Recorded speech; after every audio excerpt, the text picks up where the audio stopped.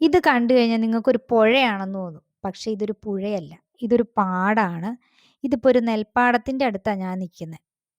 നെൽപ്പാടാണെന്ന് ആരെങ്കിലും പറയുവോ? ഇത് തുടർച്ചയായിട്ട് 2, 3 ദിവസം പെയ്തതോടെ ഈ പാടത്തിന്റെ അവസ്ഥ ഇപ്പൊ ഇങ്ങനെയാണ്. എങ്ങും വെള്ളം മാത്രമേ ഉള്ളൂ. പാടത്തിന്റെ വരമ്പ് പോലും എവിടെയാണെന്ന് നമുക്ക് കാണാൻ പറ്റുന്നില്ല. ദൂരേന്ന് നോക്കിയാൽ ശരിക്കും ഒരു പുഴയാണെന്നേ പറയുള്ളൂ. ഇത് ആദ്യമായിട്ടൊക്കെ കാണുന്നവർക്ക് ശരിക്കും പുഴ പോലെ തന്നെ തോന്നും. ഇങ്ങനെയാണ് ഞങ്ങളുടെ നാട്ടിലെ പാടങ്ങളുടെയൊക്കെ ഇപ്പോഴത്തെ അവസ്ഥ. മഴക്കാലത്ത് പ്രകൃതി എത്ര പെട്ടെന്നാ രൂപം മാറുന്നതെന്ന് ഈ കാഴ്ച കണ്ടാൽ നമുക്ക് മനസ്സിലാകും. അപ്പോൾ ഓരോ പ്രളയമുള്ള നാടുകളിലൊക്കെ എങ്ങനെയൊക്കെയാണ് വെള്ളപ്പൊക്കമൊക്കെ ഉള്ളിടത്തൊക്കെ ഓരോ സ്ഥലങ്ങളിൽ ബാധിക്കുന്നതെന്ന് നമുക്കിത് കാണുമ്പോൾ മനസ്സിലാക്കും.